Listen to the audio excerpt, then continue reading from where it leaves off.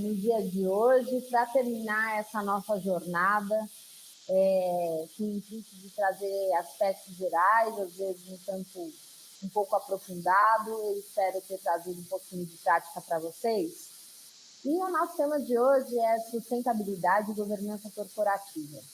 Um grande desafio, na verdade, para as instituições de modo geral, então não só para as empresas, mas como para as empresas privadas, né, para as empresas públicas, para o terceiro setor e também para o Estado, tá?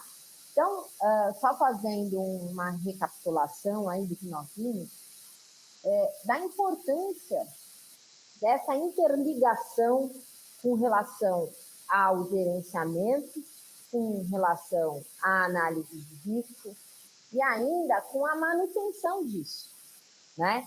Então, como é um grande desafio, nós vamos ver que é um desafio que ultrapassa fronteiras, uma vez que é um desafio transnacional relacionado ao que nós veremos hoje, assuntos bem interessantes, mas que, em especial, como eu venho dizendo, traz uma frente de trabalho bem interessante para todos nós advogados, como também um desafio de conhecimento, um desafio de operacionalidade, para que a gente possa operar de fato, para que a gente possa agir. Aliás, eu tenho a grata satisfação aqui de receber um grande amigo, presidente da OAB de Santo Amaro, professor Alexandre Pante. Eu vou 2 segundinhos que eu vou dar um beijinho aqui nele. 2 segundos, gente. Tudo bem, Ale? Tô dando aula. Tudo bom? Tudo bem, que bom te ver. Esquece meu marido. Não. Bom te ver, bom te ver. Pena que eu tô aqui, senão eu ia lá, viu? Beijo, obrigado. Para você também. Então, voltando aqui, a gente tem esse grande desafio, né? Com relação a... Opa! Me obrigando aqui. Meu desafio é brigar com o computador, né? Gente, deixa eu ver se eu consigo aqui. Para passar para cá. Ok, consegui. E aí, dentro desses desafios, mais uma vez, eu trago essa questão dos princípios, porque esses princípios, eles estão entrelaçados também no que nós vamos ver hoje, que é, em especial, ESG, tá? Por quê? Então, eu não vou repeti-los, mas em especial porque ele trabalha com o risco e com o estudo. E a questão do desenvolvimento sustentável. Desenvolvimento sustentável é o maior desafio que a gente pode ter enquanto empresário, enquanto agentes dentro de um sistema de sustentabilidade. E a questão do risco integral, da teoria do risco integral. Então, só relembrando aqui, que uma vez que for classificada a atividade como uma atividade de risco, a responsabilidade objetiva e a minha reparação é óbvia. E aí eu tenho que ter a preocupação de prevenir o risco e reparar não só o ente lesado, como a sociedade, quando eu estou falando de responsabilidade ambiental. Pensando ainda nos 3 nichos, que é administrativo, criminal e civil, tá? Ainda aqui, é interessante, não dá para ver, né? Não sei se ficou bem clarinho, né? Eu vou falar para vocês a questão primeiro dos desafios. Então, nós estamos num ano em que parecia muito distante quando a ONU apresentou os Objetivos de Desenvolvimento Sustentável, os 17 Objetivos de Desenvolvimento Sustentável, que se chamam ODS. Essas ODS, que lá atrás parecia, né, chegar na COP30 seria algo atingível, eu pergunto para vocês. Então, quando a gente fala dos 17 ODS, né, 17 Objetivos da ONU com relação à sustentabilidade, a gente tem, primeiro, erradicação da pobreza. Eu quero que vocês participem para ver se isso é só coisa da minha cabeça ou, de fato, a gente pode dizer que é algo um pouco complexo, vamos dizer assim. Segundo, fome zero e agricultura sustentável. Terceiro, saúde e bem-estar. Quarto, educação de qualidade. Quinto, igualdade de gênero. Sexto, água potável e saneamento. Sétimo, energia limpa e acessível. Oitavo, trabalho decente e crescimento econômico. Nono, indústria, inovação e infraestrutura. 10º, redução das desigualdades.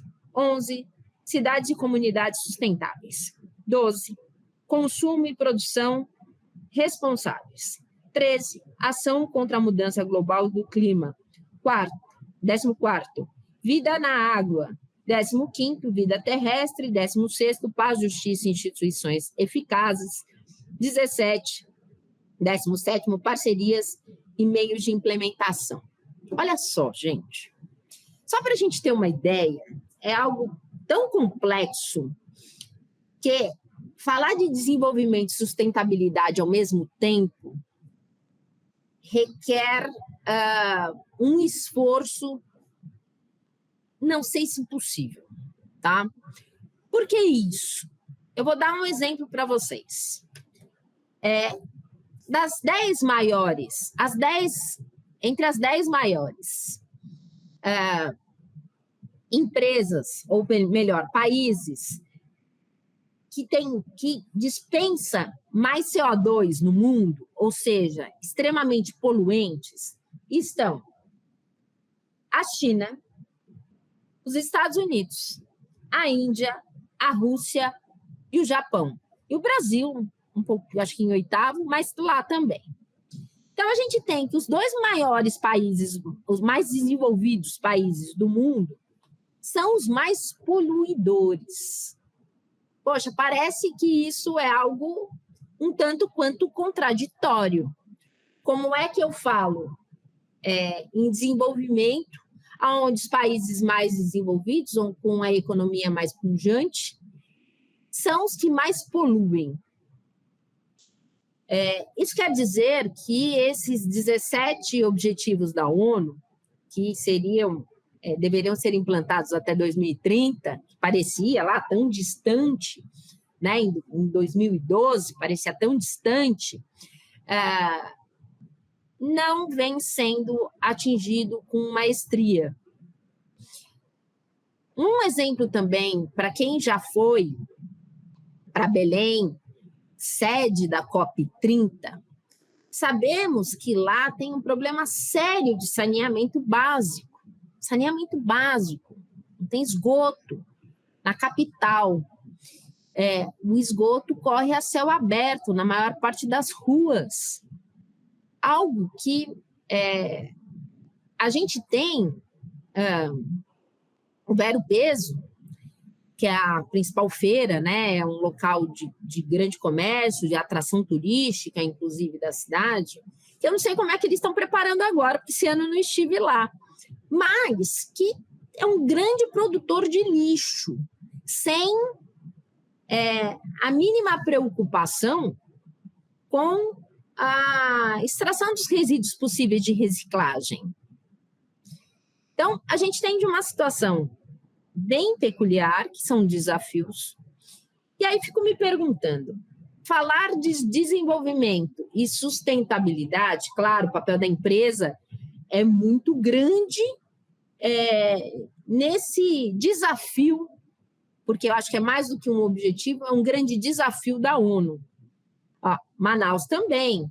E a gente vai... É interessante, porque não sei se tem alguém fora de São Paulo nos assistindo agora, do estado de São Paulo, mas parece que nós vivemos em várias realidades. E a gente não precisa nem ir muito longe. Então, aqui dentro da cidade de São Paulo, a gente tem problema de saneamento, na maior cidade do país, onde a gente vai para as comunidades em que o esgoto é jogado nos córregos sem nenhum tipo de tratamento, né? Então, a gente está batendo recordes de dengue. Isso prova que é mais do que um objetivo, é um desafio da ONU trazido para a sociedade, entrelaçar sustentabilidade e desenvolvimento. Então, nosso tema é mais do que um simples procedimento a ser instaurado numa empresa. É um grande desafio transnacional. Dentro desse desafio transnacional, a gente tem uma agenda de framework. O que é isso? Tá?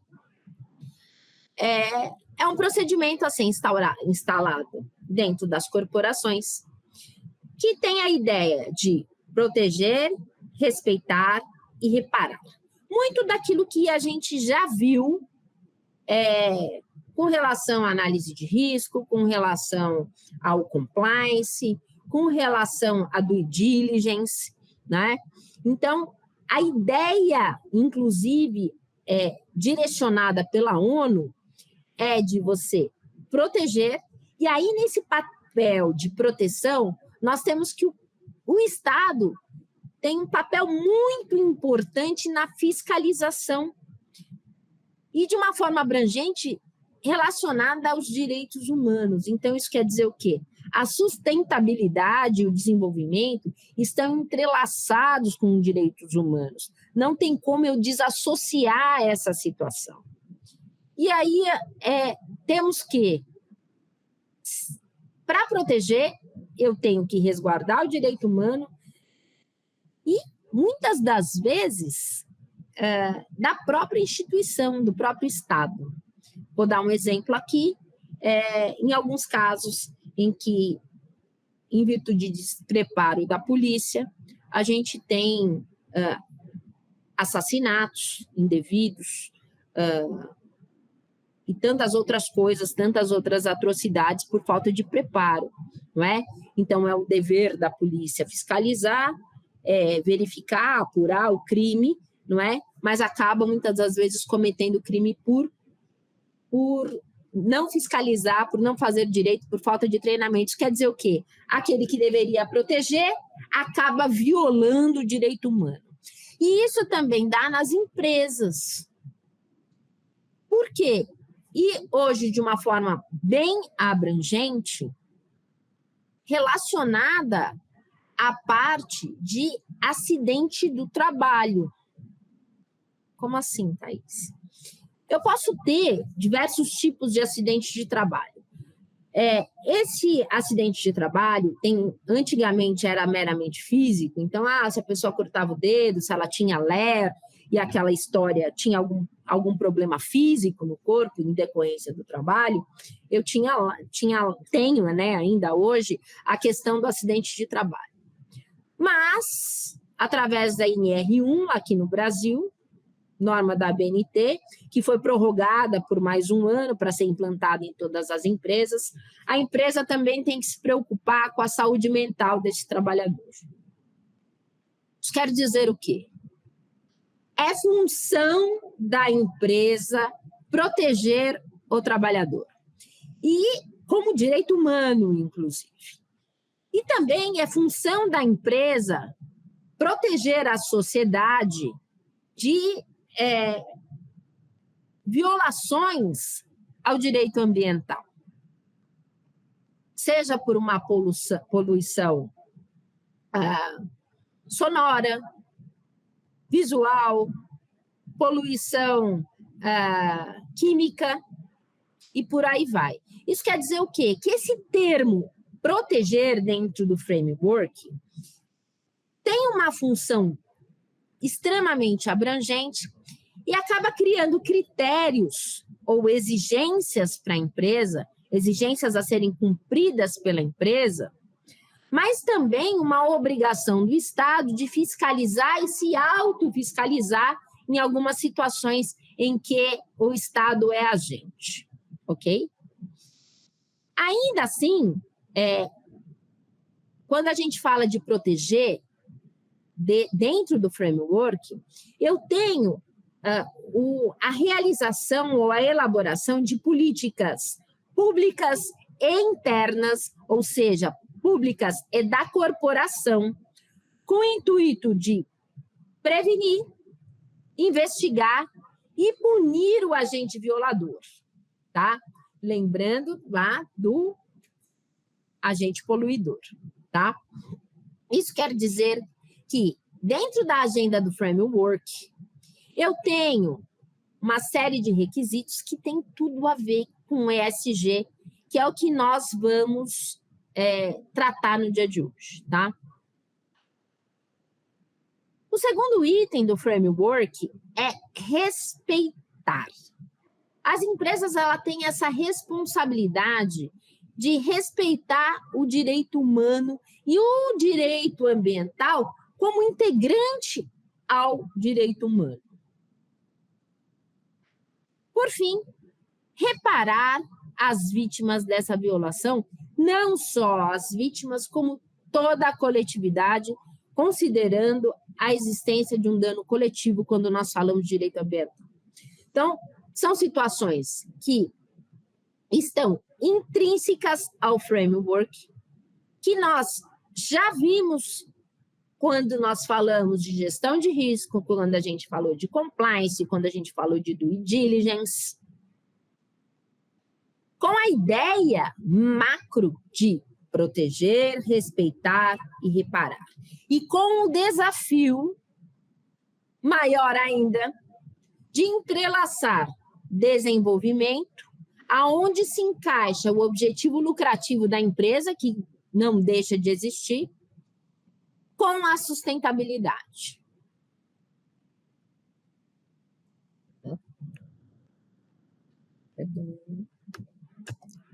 A gente não está indo aqui.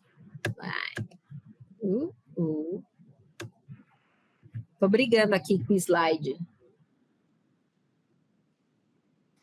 Então, calma aí, gente. Agora acho que vai. Não foi. Aqui foi. Então, lembrando daquelas etapas que nós já vimos, tá? Ainda dentro da ideia de framework, eu tenho a identificação do problema, a análise, a avaliação, inclusive para que eu possa ter um planejamento e controle, o monitoramento e avaliação novamente, aliás, uma avaliação continuada. E um monitoramento continuado também. Thaís, mas é a mesma coisa quando a gente fala da gestão de risco? É a mesma coisa quando a gente fala da gestão de risco. Então, eu tenho uma agenda de framework, tem tudo a ver com a gestão de risco, o gerenciamento de risco.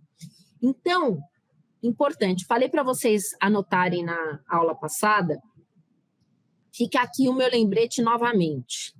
Nós precisamos necessariamente ter esses 4 pilares na nossa cabeça para que eu possa implementar um gerenciamento de risco, para que eu possa implementar um compliance ambiental, para que eu possa fazer uma due diligence, para que eu possa ter uma agenda de framework dentro da minha empresa.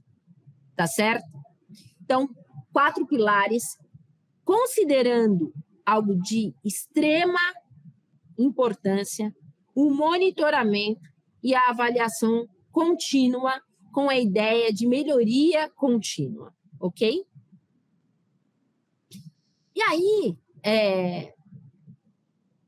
quando nós falamos de desenvolvimento sustentável ou meramente desenvolvimento empresarial, vem essa palavrinha, né, que se trata de governança corporativa, que tem tudo a ver com compliance, com normas, com regras básicas, com policiamento, com requerimento, com regulação, com transparência e com lei. Falar de governança corporativa é falar de cumprimento de regra, é falar de transparência, é falar de ética. Thaís, mesmo princípio que segue o compliance, os mesmos princípios que seguem o compliance. A governança corporativa nada mais é que é um sistema que regula a forma como as empresas trabalham. Isso quer dizer o quê? É o estabelecimento de procedimentos que visam dar transparência e promover o negócio de forma sustentável. Um ponto importantíssimo, gente, quando a gente fala da questão da sustentabilidade e desenvolvimento sustentável e desenvolvimento, esse entrelaçamento de atitudes que nada mais é que um grande desafio, não só para a corporação, como também para as instituições de modo geral, de forma transnacional, nós temos que este investimento é um investimento a ser colhido retorno a longo prazo. Oi, Evandro, ele não está aqui, está tendo algum problema? Você não está ouvindo? Vocês estão ouvindo? Eu estou falando, vocês estão ouvindo? Não. O problema é que não consegui registrar as presenças. Eu não estou te ouvindo, Evandro. Eu não consegui registrar as presenças esses últimos dias. Lá não, onde faz o link não aceitou as senhas. Ô, Ricardo, não é problema da sua aula, não. Sua aula tá boa. Por favor.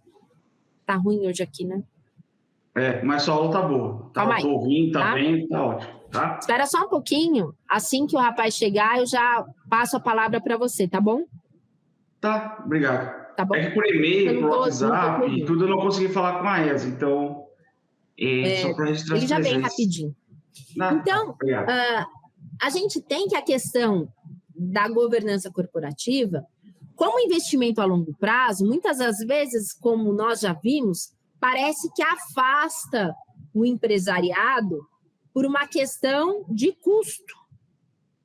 No entanto, nós já vimos que até para valuation isso se faz tão importante. Ele chegou, tá? Não está saindo o som aqui, doutora? Não está saindo. Eles estão me ouvindo, mas não está saindo o som deles falando. Com licença, tá bom? Deixa eu só dar uma olhadinha aqui.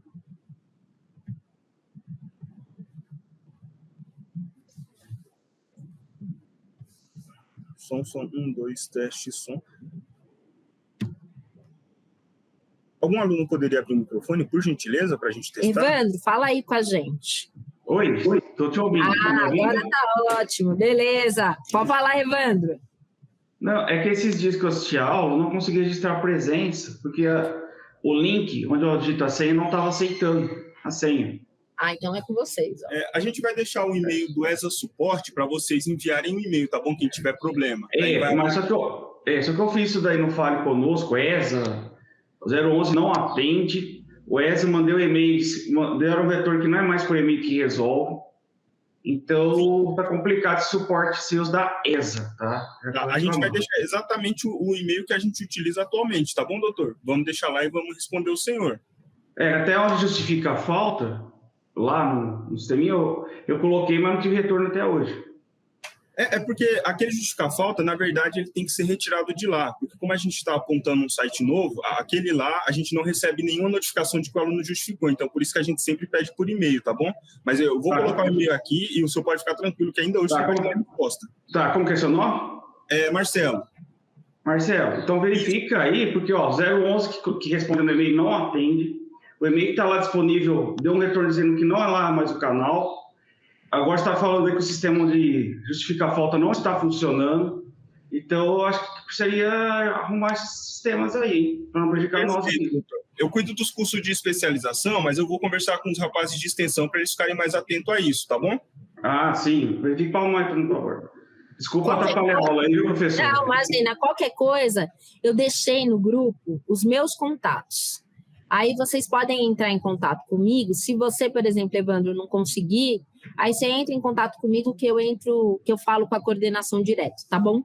Não, obrigado. Desculpa aí atrapalhar, tá? Não, imagina. Muito obrigado.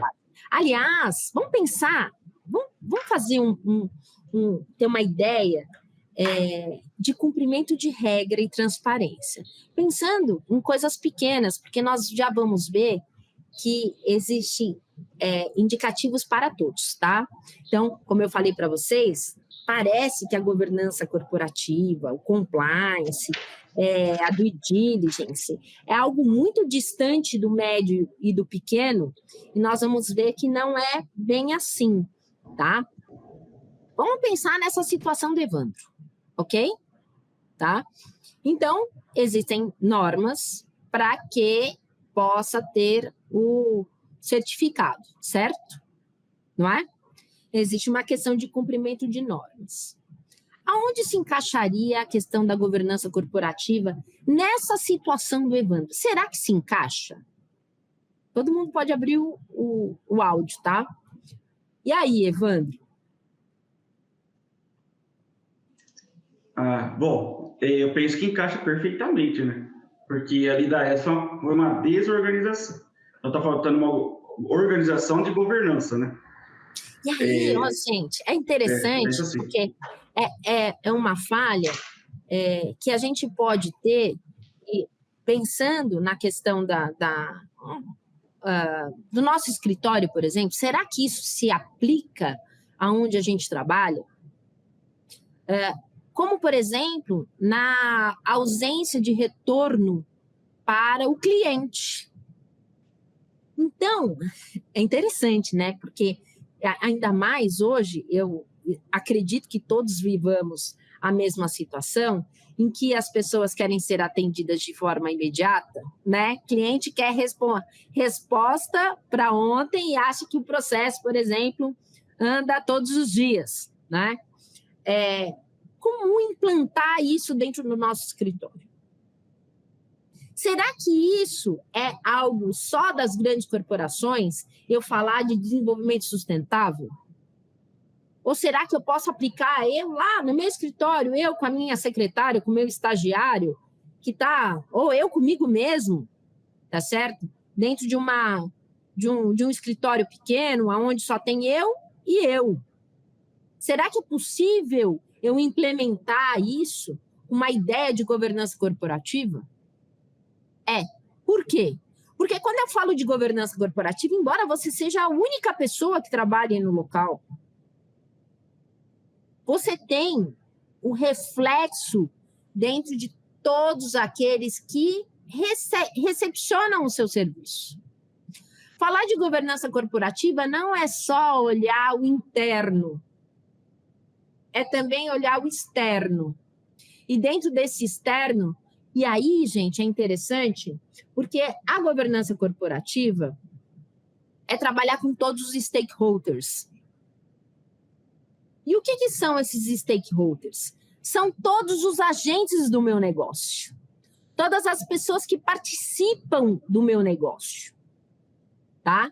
Então, vai desde do cliente, do fornecedor, do estagiário, da secretária, do fornecedor de papel, do fornecedor de telecomunicação. Isso quer dizer o quê? Eu falar de governança corporativa, eu tenho uma abrangência, claro, em especial dos meus stakeholders diretos, tá? Mas eu trabalho com essa ideia de envolvidos, para ficar mais fácil, né?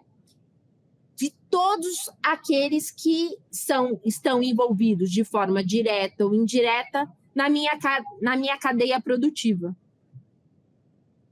E aí, a gente trazendo isso para o nosso escritório, a gente pode mapear isso. Então, a primeira coisa que eu faço quando eu trabalho com governança corporativa é ter o quê? A identificação. A identificação nada mais é que o mapeamento. Primeiro mapeamento, a gente vai tratar de ESG. Primeiro mapeamento é desses stakeholders.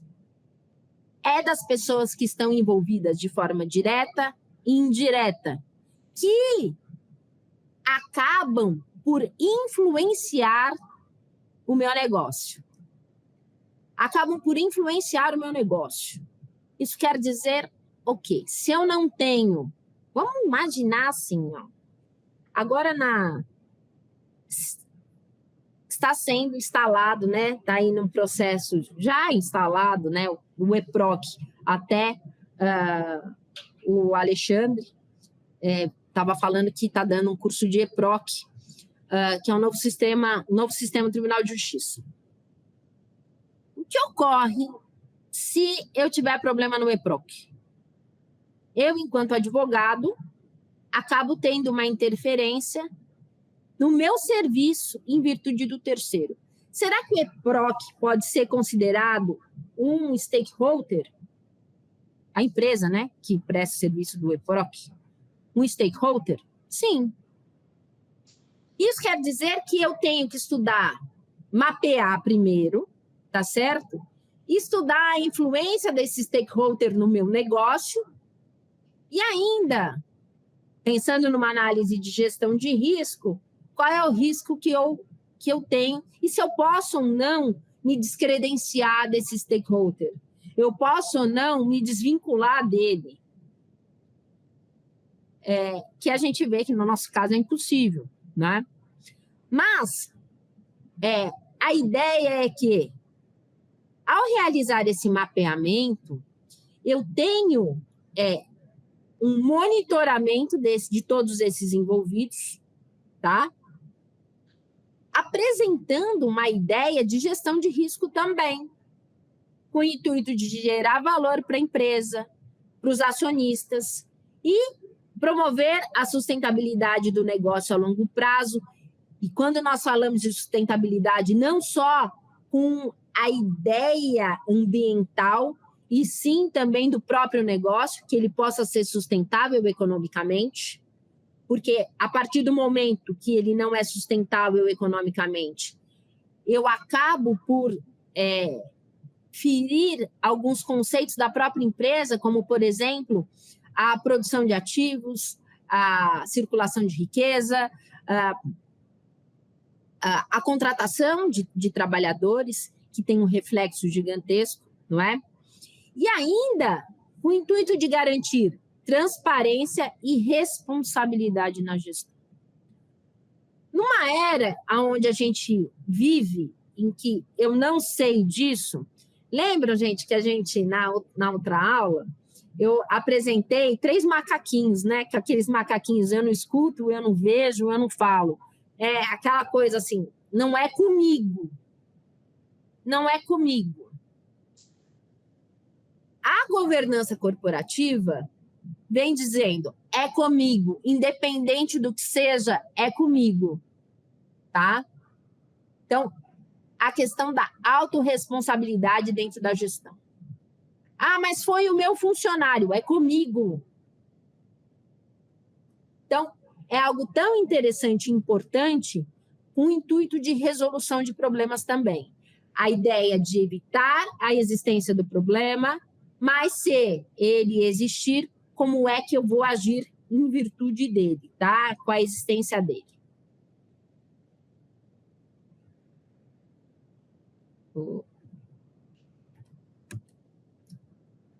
Gente, olha, tá ruim aqui. Vou passar aqui para baixo para voltar. Será que foi? Epa! E aí, atrelando isso à governança corporativa com a ideia de sustentabilidade, e aí sustentabilidade ligada ao meio ambiente, eu tenho 4 pilares a serem seguidos, tá? O primeiro pilar é da responsabilidade corporativa, trazendo para mim, e dentro disso, implantar isso como um modelo de negócio interno, procedimentos de averiguação de responsabilidade. Para quê? eu não simplesmente aponte, foi o fulaninho o responsável, lá a faxineira da empresa, que deixou o balde no lugar errado e a pessoa caiu, tá certo? Ou que está desperdiçando água. É realizar procedimentos para evitar a ocorrência. Quando nós falamos de responsabilidade corporativa, não é simplesmente ir lá, estou pagando dano. Não. É fazer com que esse dano não exista ou minimize a sua existência. A segunda coisa o segundo pilar é a equidade. Com certeza vocês já viram, eu deveria ter trazido aqui, aquela imagem de pessoas mais altas e pessoas mais baixas em escalas diferentes, né? Com o intuito de todos estarem no mesmo patamar. Estar no mesmo patamar é algo complexo de se lidar, tá?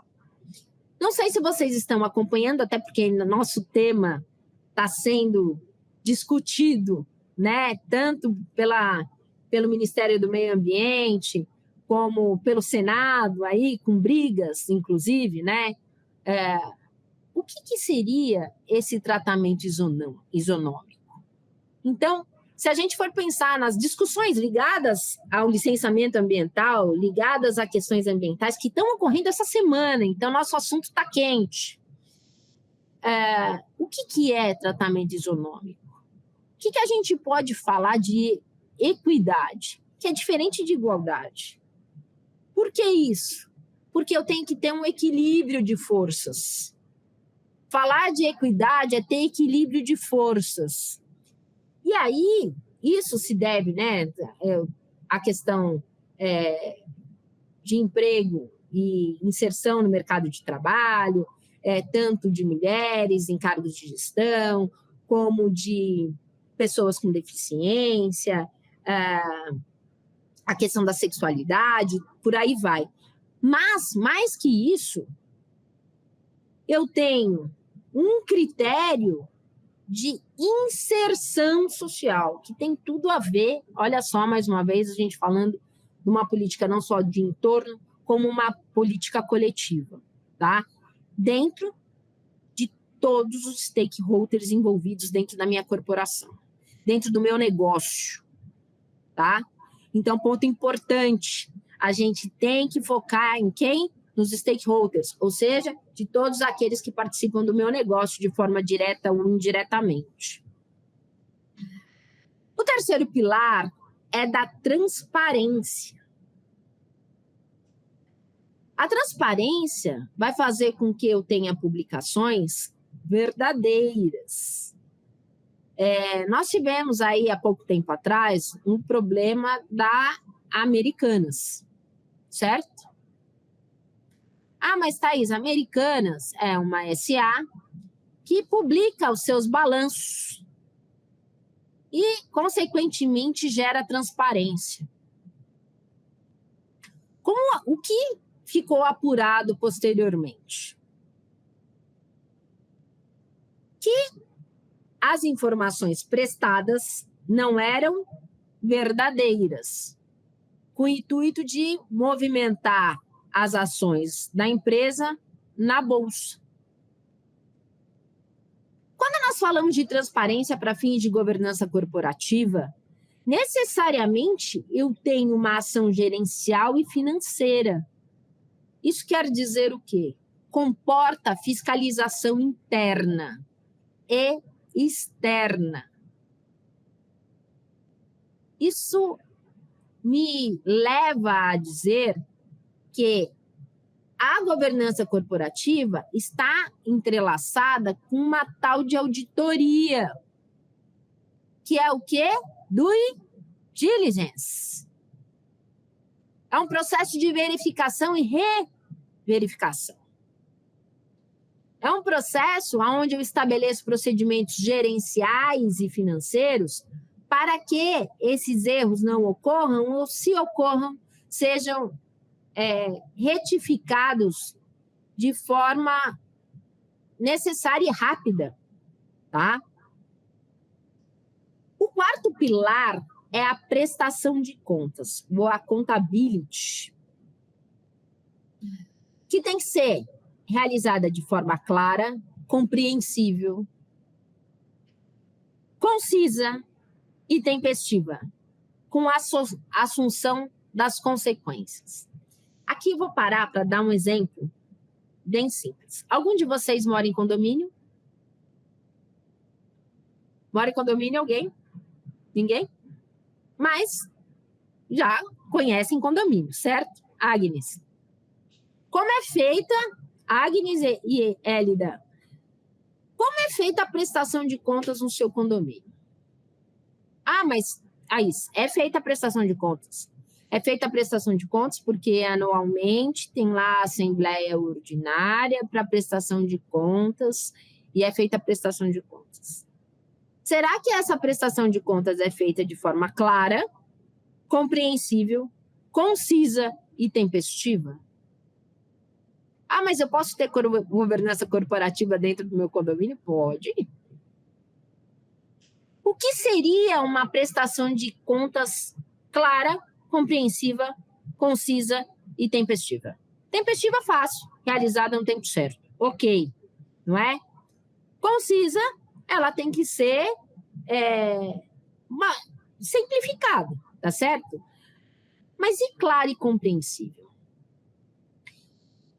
Quando eu falo de prestação de contas, eu tenho um outro agente importante. É quem vai recepcionar essa prestação de contas.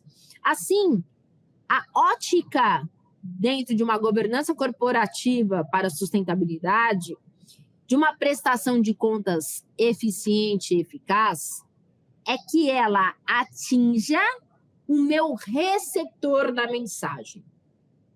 Assim sendo, o que vale é aquilo que a outra pessoa está entendendo, certo? Então, se eu tenho estou dando um exemplo fácil, tá? Para que a gente possa deixar bem claro isso. Se eu estou fazendo uma prestação de contas por conta se trata de uma SA, eu tenho que as pessoas envolvidas dentro dessa prestação de contas têm o conhecimento necessário de uma SA.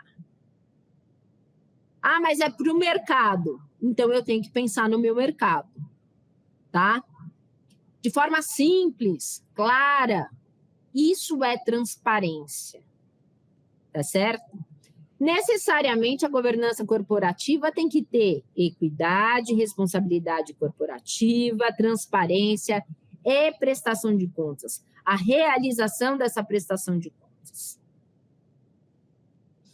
E aí a gente chega nessa palavrinha tão comum que requer uma pós-graduação sobre ela, tá?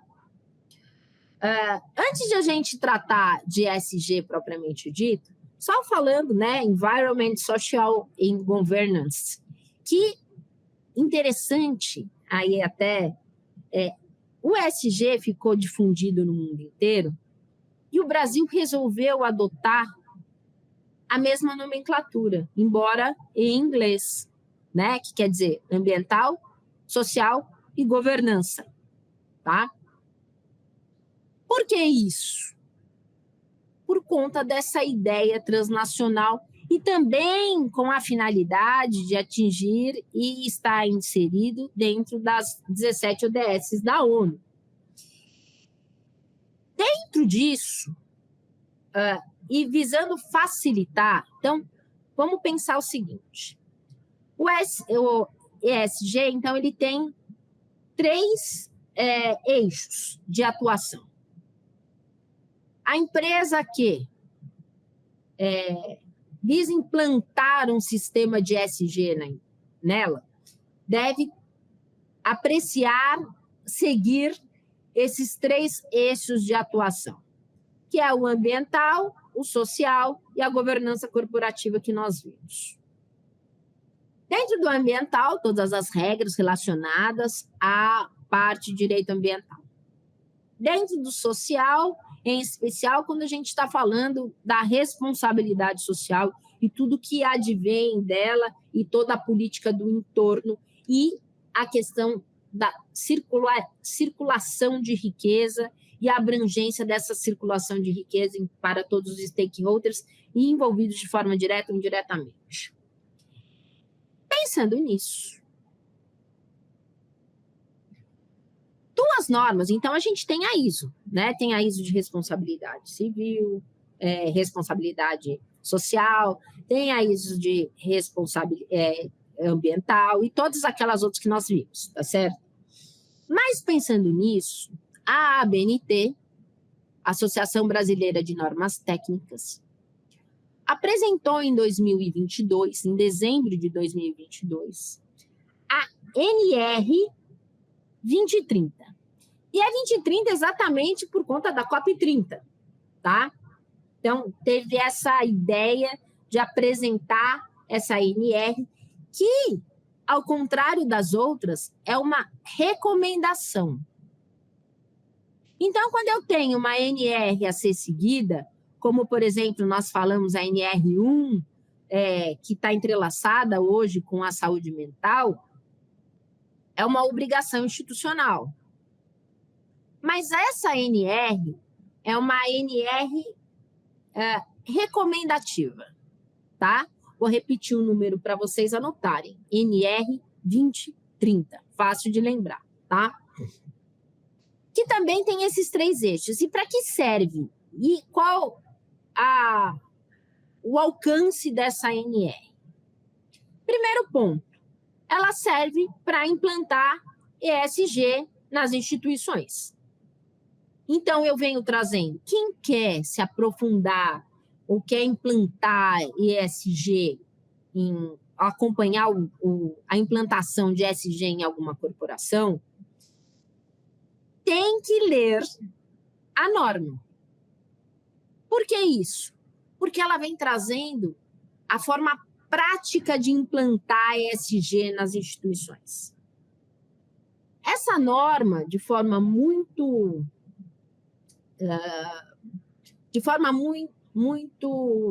audaz, ela indica a aplicação da norma para todas as empresas, do pequeno ao grande, da MEI até a multinacional, trazendo de forma simples e prática como implantar ESG nas instituições. Tá? Então, fica aqui a dica com relação à NR 2030 como uma norma a ser seguida no Brasil e, em especial, pelas empresas que têm o intuito de aplicar ESG, tá? Do pequeno à multinacional. Outra norma que também é algo muito interessante, que nós vamos tratar dela na hora que a gente falar do S, do social, é a NP 4590. Thaís, mas a NP 4590 não é brasileira, não é ISO. Já ouviram falar da NP 4590? O que ocorre? Essa NP 4590, ela é uma norma portuguesa, mas que vem sendo consagrada, inclusive pela União Europeia, como uma norma muito feliz na sua edição, na sua elaboração e no seu objetivo. A NP 4590, ela trata de sistema de gestão do bem-estar e felicidade organizacional. Felicidade organizacional, pois é, tudo a ver com a NR1 que nós temos, né? É algo que é tão interessante porque eu inclusive terminei de gravar ontem um curso sobre essa NR1 com um neurocientista, que foi algo que me trouxe bastante felicidade, porque eu falo, né, que todas as vezes que a gente une esforços, e isso eu acho que é muito legal, a gente acaba aprendendo também. E a gente tem que ter esse lado de ter um olhar multifacetado para as coisas, para que a gente possa prestar um bom serviço, não é? E dentro do curso, eu falei, poxa, será que a gente tem que esperar o sextou? Não é assim? Sextou. Quer dizer que durante toda a semana a gente foi infeliz trabalhando e a gente só é feliz na hora que chega o final de semana, né? Então, a ideia dessa norma, de forma bem simples, talvez até um pouco jocosa, é falar, segundou.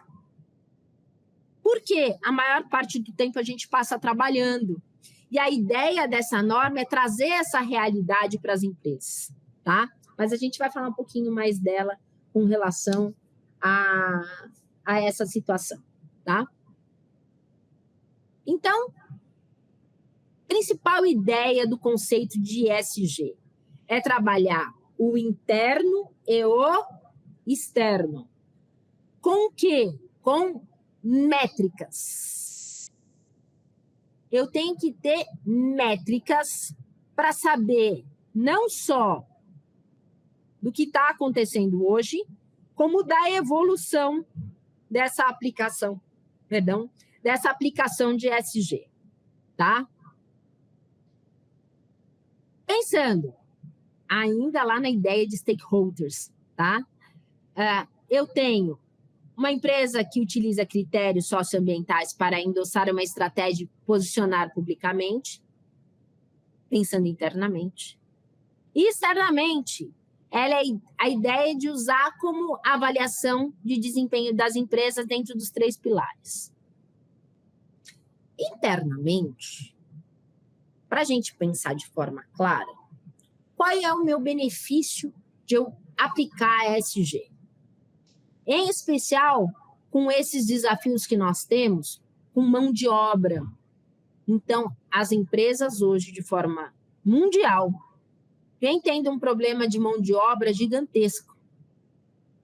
Só para vocês terem uma ideia, eu presto serviço para uma pessoa que mora na Áustria, e no meio da pandemia, o governo austríaco, ela já é aposentada, o governo austríaco solicitou que os aposentados voltassem a trabalhar. Calma aí, Thaís. Mas e os jovens? Né? O que tem a ver isso? Por quê? Porque eles estão com problema de mão de obra. Se vocês forem passear no shopping, vai ter lá, procura-se alguém. A gente tem um problema de mão de obra, e o que isso tem a ver com empresa e com SG e com circulação de riqueza? Tudo. E quando eu trabalho a ideia de SG na minha empresa, eu tenho a ideia de pertencimento, eu tenho a ideia de bem-estar. E nós sabemos que essa nova geração, ela tem o intuito de buscar lugares para trabalhar aonde priorizem o bem-estar dela. Mais até do que recursos financeiros. Então, é algo que é um desafio para as empresas hoje, mudar a forma de gerenciamento da empresa e que o ESG acaba, as regras relacionadas de ESG acabam fomentando isso. Que quando a gente, poxa, Thaís, eu presto serviço para a empresa e o empresário fala, olha, eu não quero nem saber disso de ESG porque isso custa. Não. A ideia é aplicar o ESG como forma de circulação de riqueza e pertencimento. Então, vamos lá, que tem tudo a ver com desenvolvimento sustentável, tá? Importante. A gente falou de identificação, a gente falou de avaliação, a gente falou de monitoramento. E agora a gente vai falar de pertencimento. Por quê? Porque não existe circulação de riqueza, não existe a ideia de longo prazo dentro de uma empresa sem ter a ideia de pertencimento, tá? E nesse ponto o ESG tem ajudado e muito as corporações. Vamos lá. Eu vou voltar para a ideia inicial aqui, né? Exatamente com relação a essas siglas. Para quê? Para a gente entender o que é esse environment. A ideia do ambiental vai desde eu implantar uma política de economia de água, de descarte correto do lixo e com a finalidade de transformar o lixo em resíduo, não é? De captação de energia. Então, é muito difícil eu falar hoje de uma indústria, por exemplo, ou até de uma empresa de prestadora de serviço, sem falar de energia.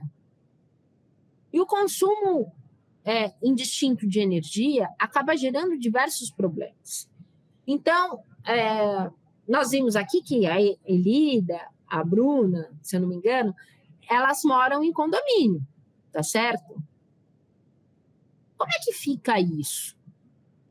Né? Eu tenho uma questão de que, a partir do momento que eu tenho um consumo muito grande de energia, eu mudo de faixa, eu tenho um impacto econômico para a minha empresa. Eu tenho um impacto direto no meu produto final. Eu tenho um impacto direto na minha concorrência, porque se meu produto fica mais caro, consequentemente, eu tenho um problema de concorrência. Ah, mas aí você está falando de energia. Estou falando de energia. Tem a ver com ambiental? Tem a ver com ambiental, mas tem a ver com desenvolvimento e governança? Tem a ver com desenvolvimento e governança. Então, ao falar desse ambiental, quando a gente pensa em ESG, não é meramente eu ter uma política de reflorestamento,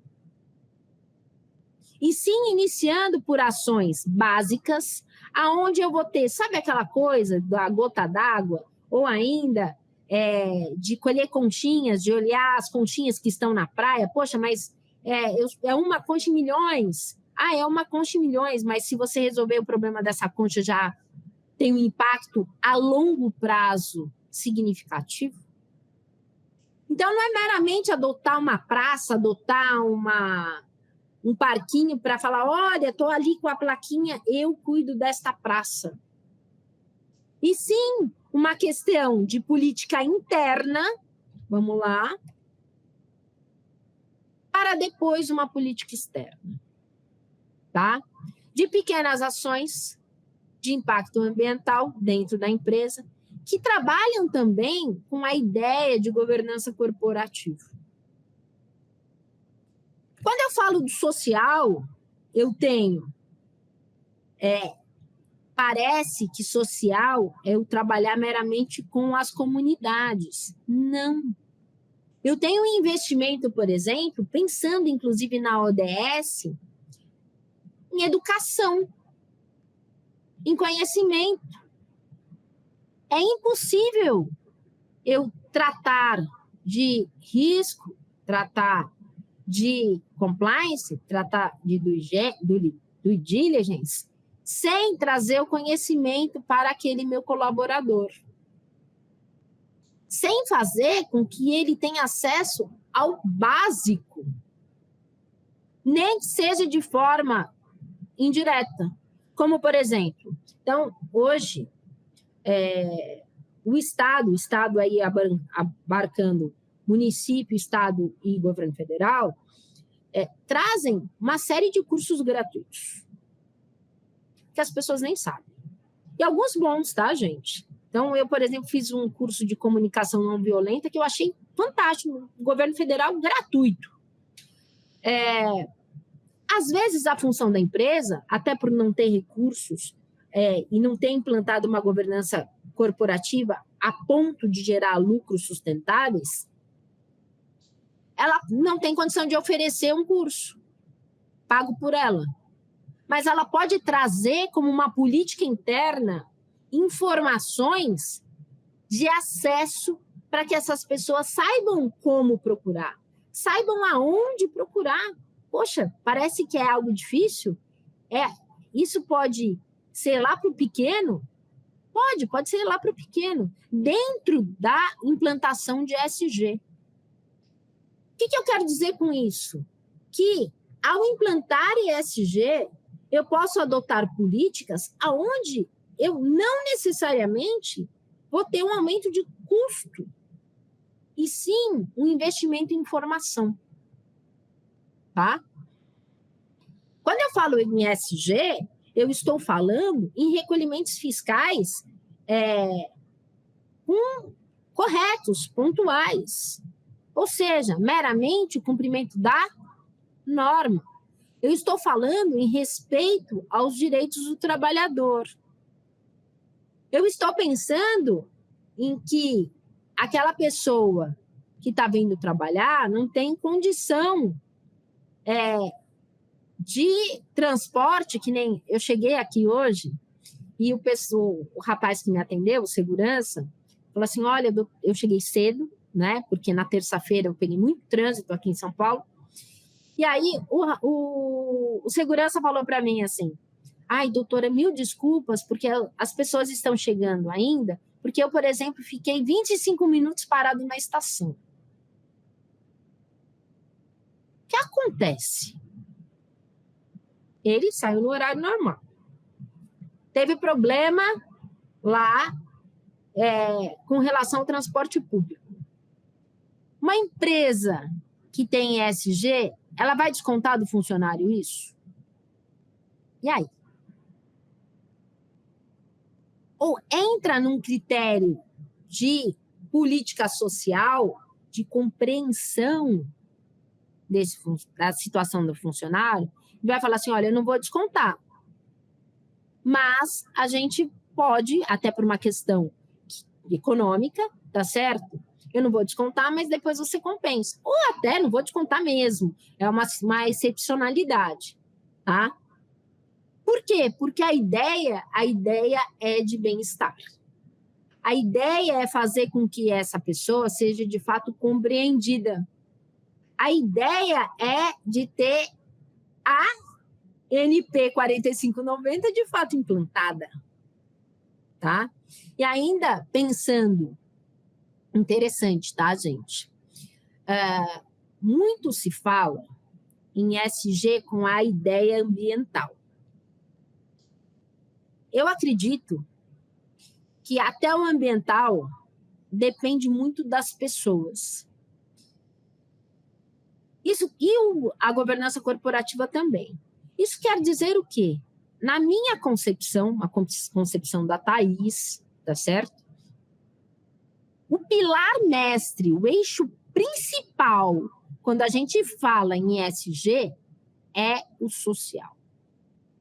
É o social como reflexo de geração de riqueza, é o social como reflexo de circulação de riqueza, é o social como reflexo de prosperidade social. Então, para eu ter, embora quando você for ver lá a NR 2030, se eu não me engano, tem um artigo a mais, eles dividiram, tá? Então, na ideia da implantação, mas colocaram ainda como principal o ambiental, né?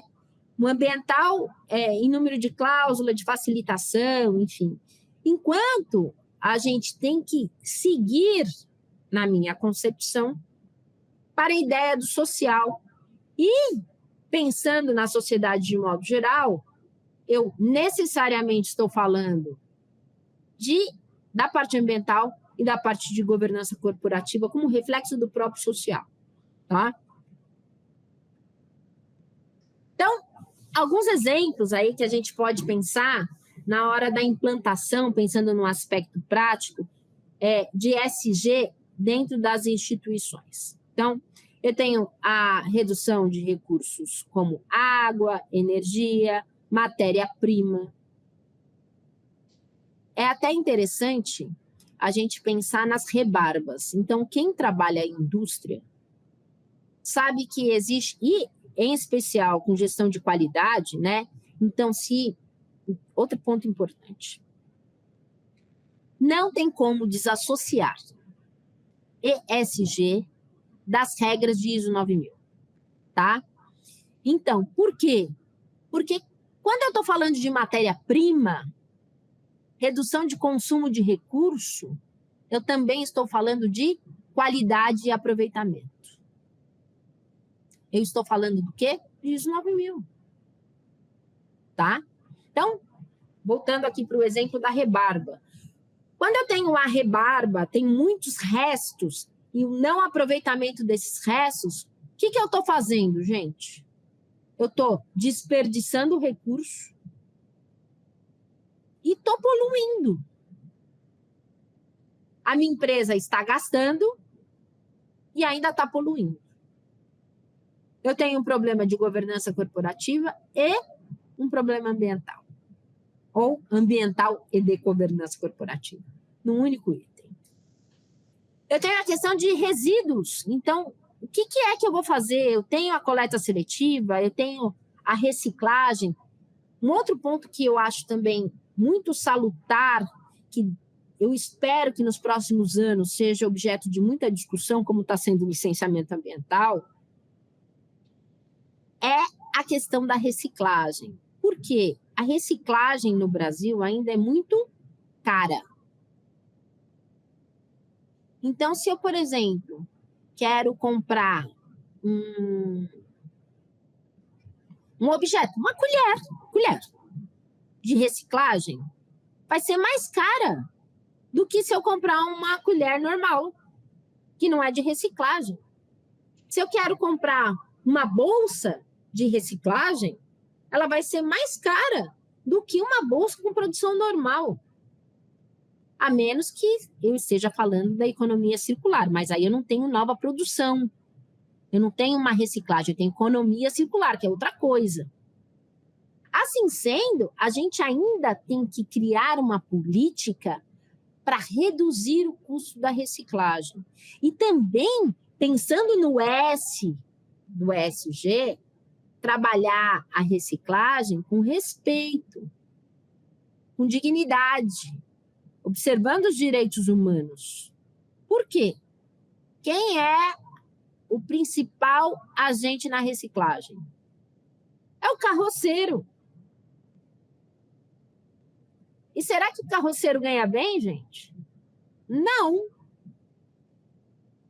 E aí eu venho mais uma vez para a discussão, aonde é que a sustentabilidade tem a ver com desenvolvimento?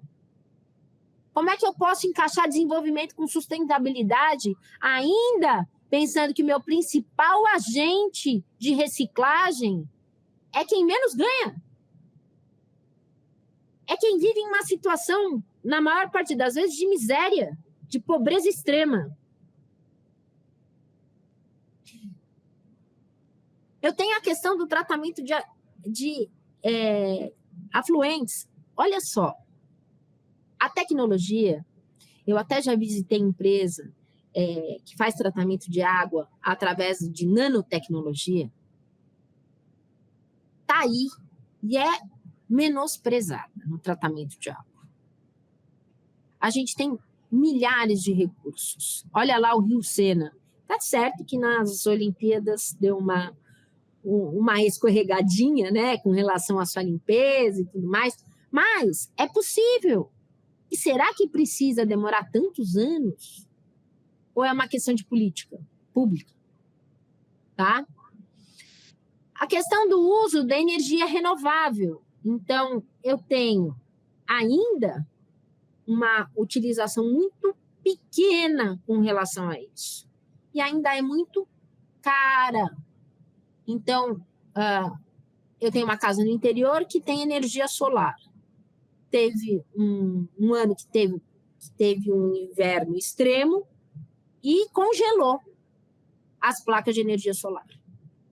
E não foi só a minha, dentro do condomínio tiveram outros casos, não tinha nem profissional para poder arrumar de tantos casos que tiveram. Eu quase infartei na hora de repor as placas de energia solar, de tão caras, enquanto deveria ter um apoio com relação a isso.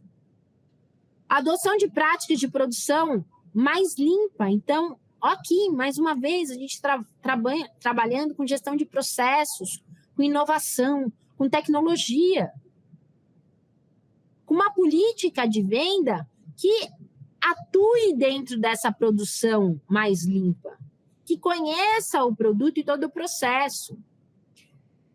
O engajamento com toda a comunidade. Então, a aplicação do ESG e a aplicação da ideia de stakeholders e da política do externo, da política do entorno, perdão. Da política do entorno, como uma forma de aplicação de ESG. A questão da transparência e governança corporativa e o engajamento com toda a cadeia de fornecedores como uma forma de implantação de ESG. E aí a gente tem que, hoje, a empresa brasileira que quer fornecer para a União Europeia tem que ter aplicado o ESG dentro da sua corporação. Thaís, mas a União Europeia já foi um dos maiores agentes poluidores do mundo. Pois é. Mas, mesmo assim, agora quer recuperar o tempo perdido, não é? Criando o quê? Critérios para toda a cadeia fornecedora. E aqui, nosso país, as empresas brasileiras têm um papel fundamental com relação a isso, tá? Como é que eu faço isso? Eu tenho a definição de visão e objetivos, ou seja, aqui é o nosso papel de auxílio fundamental. Eu falo para os meus clientes, falo para os meus alunos, somos seres imprescindíveis, nós advogados, não é? E na política de ESG também. Por quê? É a nossa função, primeiro, estabelecer aquilo que deve ser cumprido pela instituição. Dentro da ideia de cumprimento de regra, dentro da ideia de uma política ética e sustentável.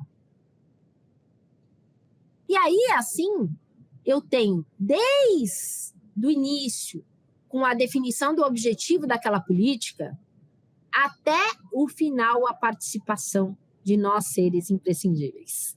Tá certo? Por que isso?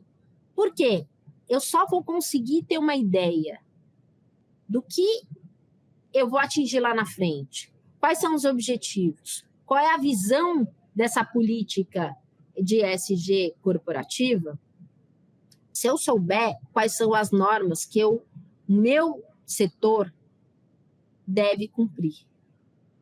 Então, é o passo -1. Tá certo? Passo -1 é saber, olha, o meu setor tem que cumprir determinada norma. Isso quer dizer o quê? Eu tenho esse primeiro desafio antes da implantação, tá? Até para a construção dessa visão e objetivo. E dentro dessa visão e objetivo é estabelecer uma visão clara.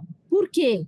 Porque lembrando que essa comunicação não é uma comunicação para a gente, é uma comunicação para o outro. E a comunicação só surte efeito se atinge o outro do jeito que eu quero, trazendo uma informação clara e concisa. E pensando ainda, a visão é sempre a ideia de o que eu quero ser quando eu crescer, não é? Ou seja, a ideia de longo prazo. Quais são os objetivos? Pensando em itens mensuráveis, tá certo? Por que mensuráveis? Porque eu preciso saber aonde eu estava e aonde eu quero chegar. Ou melhor, aonde eu estou e aonde eu quero chegar. Para isso, eu preciso do quê? De uma análise, de uma identificação, de uma avaliação preliminar. Tá certo? Por que métrica? Porque necessariamente eu tenho que ter padrões de medição. A segunda situação é a questão do mapeamento de riscos e oportunidades. Então, ainda no meu critério de identificação e avaliação, eu vou lá de novo para aquilo que a gente aprendeu como gerenciamento de risco. E dentro do risco também estão as oportunidades, o mapeamento dessas oportunidades. Dizem até que quanto mais risco, maior a oportunidade, não é? Então, e isso dentro das diversas áreas da empresa. Quando eu falo das diversas áreas da empresa, se eu for pensar, vamos pensar numa empresa pequena, não é? Então, eu tenho lá o financeiro, tenho o departamento de vendas, eu tenho a produção e tenho a gestão, tá certo? A administração. Numa empresa pequena, eu tenho que estar em todos esses departamentos, tá? Com uma política de comunicação fácil e ágil. Eu tenho que definir as ações e os indicadores. Quais serão os meus padrões de métrica? Como é que eu vou identificar isso? Qual é o meu progresso? Tá? E quais as ações que devem ser tomadas? Lembrando, gente, que é muito importante a gente pensar que uma ação, seja ela qual for, ela deve ser reavaliada. Então, se de repente, porque podem surgir situações no meio do caminho aonde eu tenho que ressignificar algumas coisas. Até porque o que antes para a gente era um conceito válido, hoje já não é mais. Nós estamos em constante transformação. E o impacto tecnológico vem surtindo efeitos salutares, inclusive quando a gente fala na parte social, na parte de responsabilidade social. Na ambiental também, né? Monitorar e avaliar e engajar os stakeholders. Eu tenho que treinar essas pessoas, não basta eu ter um papel de política e essa pessoa nem saber que aquilo existe, e nem como é que faz. Então, tudo é muito simples quando a gente fala, mas fazer é outra história, não é? Então, vamos imaginar a primeira vez que você foi fazer um contrato. Poxa, pode ser simples depois que você fez o terceiro, quarto, quinto, mas o primeiro você não sabe nem por onde começar. Isso quer dizer o quê? Que aquela pessoa que vai desde o chão de fábrica até a alta corporação, a alta gestão, tem que estar alinhado. Através do quê? De um treinamento eficaz. É claro que eu não vou falar da mesma forma com aquela pessoa que está no chão de fábrica e com o pessoal da autogestão. Até porque eu tenho que pensar nos impactos da atividade daquele departamento, porque são diferentes, tá certo? Isso quer dizer o quê? Quando eu falo de engajamento dos stakeholders, eu falo de uma ação eficaz de comunicação, que se dá através de treinamentos, que se dá através de comunicados e um plano de informação recorrente, inclusive com a ideia de feedback para eu saber se está sendo feito certo ou se está sendo feito de forma errada. Tá? Opa, deixa eu voltar aqui. Voltando aqui para o S, tá? Eu falei para vocês que a norma NP 4590, que trata de bem-estar e felicidade organizacional, é uma norma portuguesa, mas que pode ser seguida pela gente, tem uma tendência. Então, é uma novidade, é uma norma de 2023, então uma norma jovem, ainda tal como a NR 2030, que Só um pouquinho interessante. Para a gente pensar nessa questão da atualização, e a gente ter uma visualização, então, a questão da qualidade, de gestão de qualidade, ela nasceu lá na ISO 9000, certo? Quantas normas teve de atualização da 9000 até hoje? Diversas. Por que isso? E criação, inclusive, de outras ISOs, de outras normas relacionadas à qualidade de forma direta ou indireta, mas decorrentes dela, em virtude da análise de necessidades corporativas, necessidades de política governamental. Isso quer dizer o quê? Que as normas, elas seguem a sociedade, gente. Não é isso que a gente aprendeu lá no primeiro ano da faculdade? Consequentemente, essas normas que nós estamos tratando hoje, elas necessariamente sofrerão atualizações no decorrer dos anos. Mas elas servem de balizador para quê? Para que a gente possa implantar ou ter o início dessa implantação e uma melhoria contínua. Pensando aí na NP 4590, que trata de bem-estar e felicidade organizacional, primeiro, o que é considerado bem-estar? E aí, gente? Pensando no bem-estar dentro da empresa, o que é bem-estar? Será que o bem-estar é subjetivo? Ou ele tem um caráter objetivo, pensando na implantação de norma, balizador como uma regra, inclusive, de equidade? E aí, o que é bem-estar? Eu falei para vocês que a gente tem a questão da NR1, aonde a NR1 sofreu uma atualização recente, que era para começar a vigorar em maio, e foi prorrogada por 1 ano, tá certo? Essa NR1, ela foi atualizada por quê?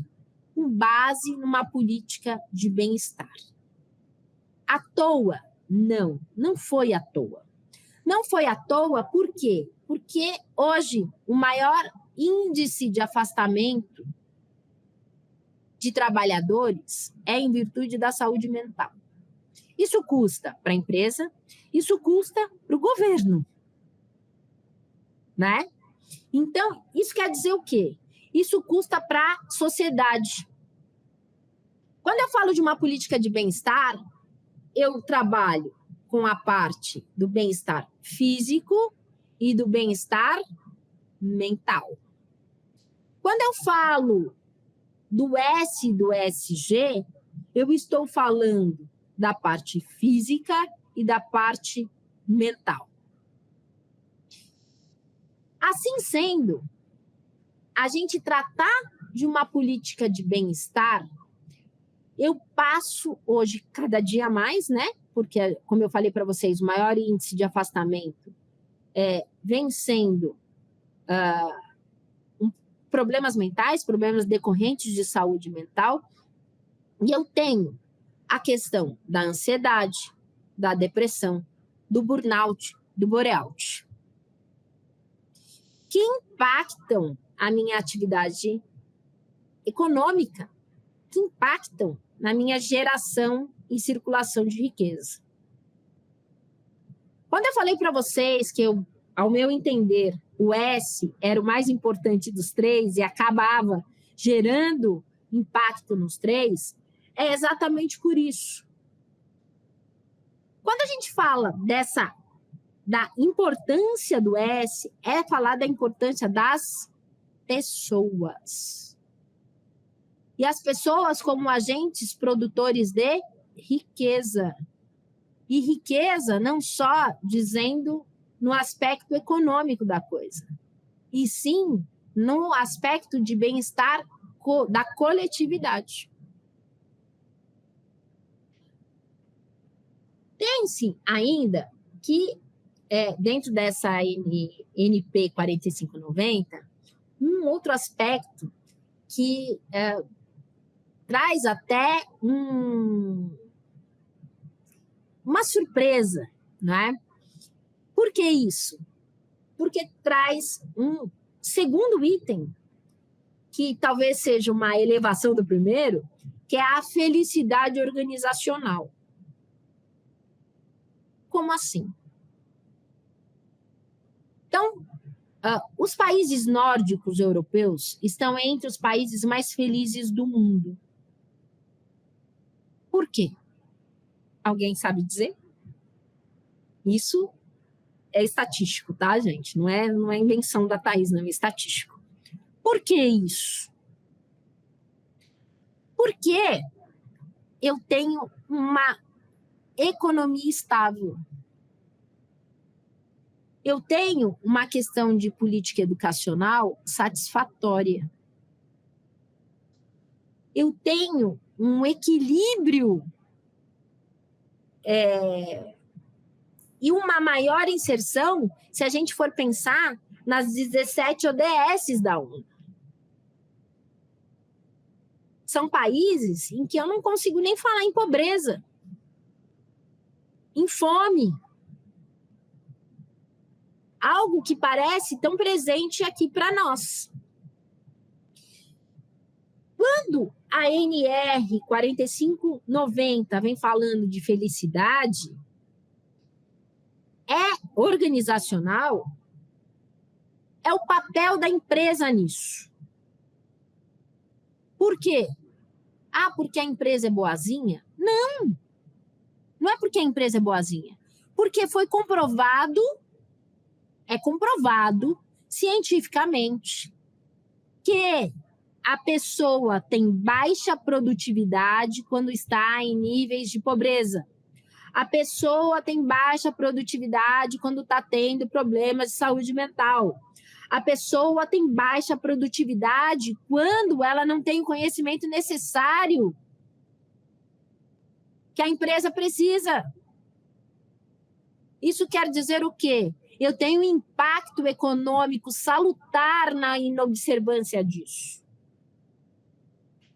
A ideia da empresa extratora, poluidora, até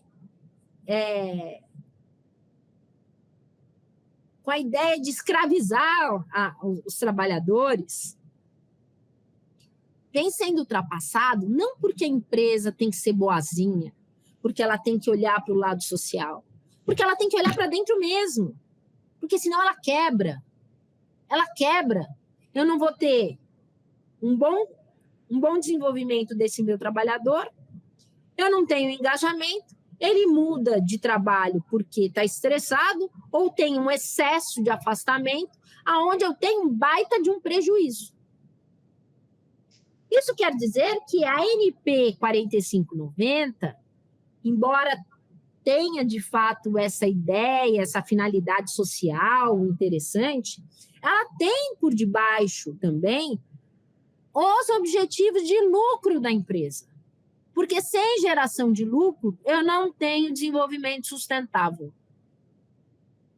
Eu não tenho esse engajamento necessário para que a minha governança corporativa atue.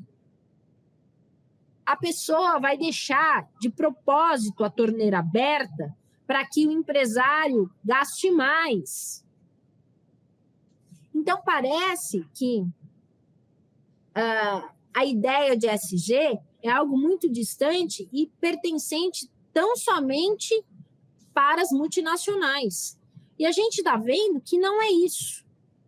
Que pode ser desde o pequeno até o grande. Mas que o papel do pequeno, considerando, por exemplo, que as pequenas empresas e as empresas familiares representam 90% das nossas empresas no país. Como é que eu posso deixar isso de fora?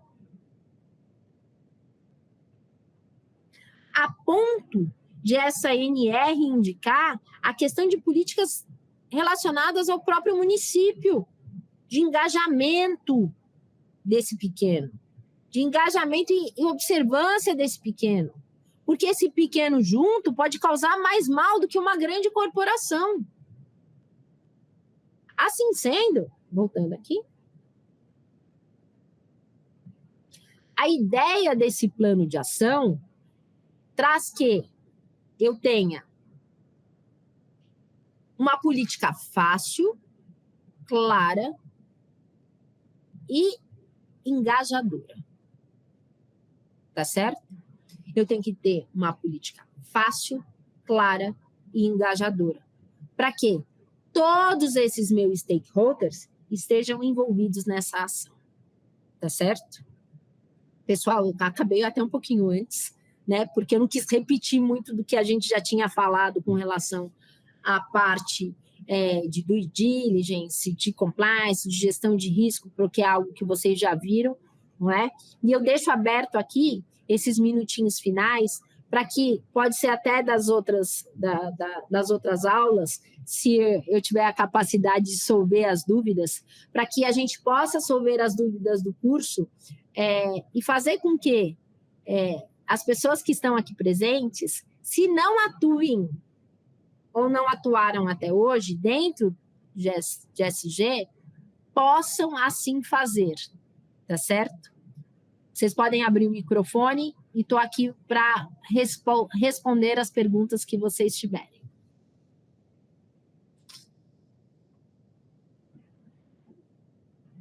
Oi, Agnes, pode falar. Oi, bom dia a todos. Na verdade, não é uma dúvida, eu só queria dividir mesmo.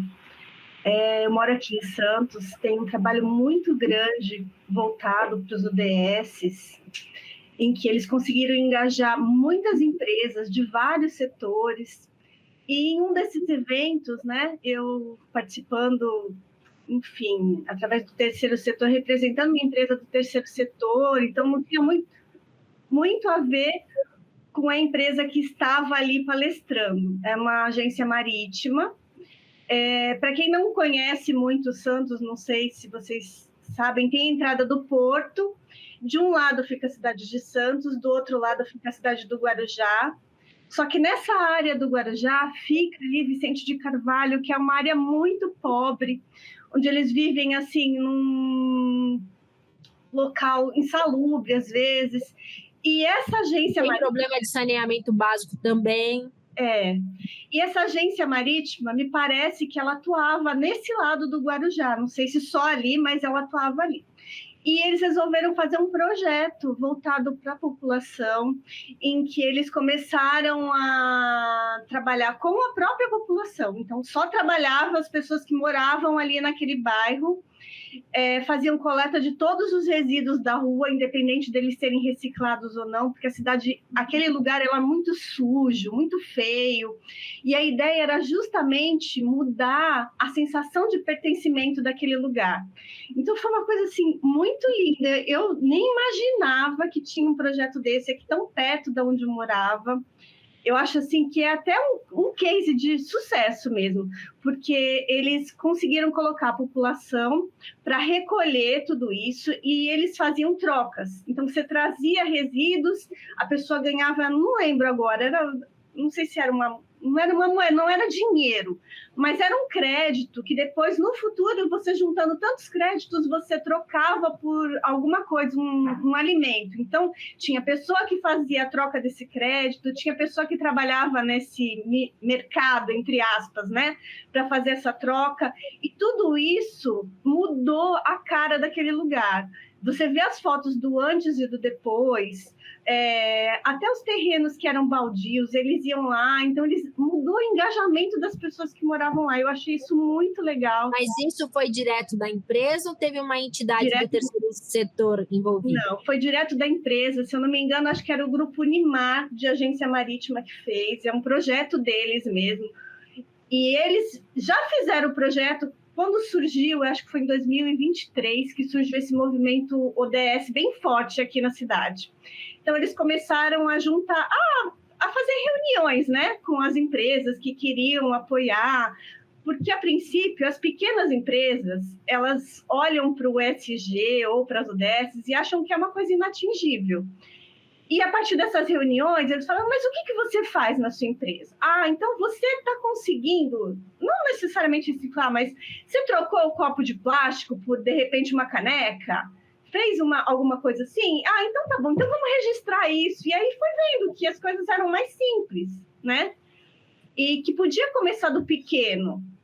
Mas esse projeto mesmo, infelizmente, eu não lembro de cabeça os dados, assim, exatamente como era, mas foi algo que transformou uma comunidade e que você percebia que elas tinham orgulho de morar naquele lugar, que é um lugar simples, mas é um lugar limpo, onde muitos terrenos baldios foram transformados em locais de lazer para a própria população da comunidade. Então, eu achei isso fantástico. E onde você trabalha, Agnes? Onde você trabalha? Você falou que trabalha no terceiro setor. Onde você trabalha? Então, na verdade, eu até acabei saindo por motivos pessoais, mas eu trabalhava na APAE de Santos, e a APAE lida com pessoas com deficiência, né, intelectual. A gente tinha a APAE ainda tem esse projeto que é de colocar as pessoas com deficiência no mercado de trabalho, então com um olhar diferente para avaliação, para você interagir com as pessoas. E assim foi muito legal. A gente também conseguiu colocar muita coisa legal assim da APAE para as pessoas terem um contato maior com esse público. É interessante, porque é bem isso que você falou, né? E eu espero ter passado isso para vocês de fato. A ideia parece que ESG é algo distante. Não, às vezes a gente tem que começar da gotinha, né? Então, assim, pode ser, de fato, olha, eu coloquei lá uma torneira para economizar energia, economizar água, né? Eu tenho política de, olha, pessoal, saiu da sala, apaga a luz. É algo que a gente pode fazer na nossa própria casa, né? E são práticas de ESG que, é claro, quando você fala de ESG, é o que você falou, né? Tem que colocar, é uma política, você tem que ter papel, até para demonstrar, para valorizar, para ter utilização daquilo, ter até uma questão de marketing com relação a isso. Mas o pequeno, às vezes, tem atitudes salutares e não registra, né? Então, a questão do registro é muito importante quando a gente fala de ESG, né? Muito importante. E Hélida, aí lá em Brotas? Eu acho que ela não ouviu.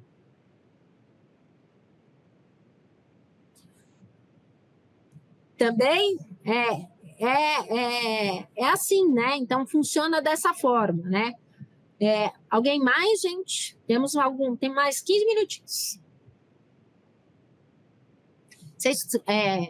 Veja bem, vocês podem tirar dúvidas, tá? Esse é o mais importante aí, que me solicitaram. Thaís, separa os minutinhos aí para a gente tirar dúvida. Então, estou aqui à disposição de vocês. Professor, só deixar uma sugestão aí, para que tenha uma assessoria sua aí para a ESA, viu? Que o suporte está precisando muito.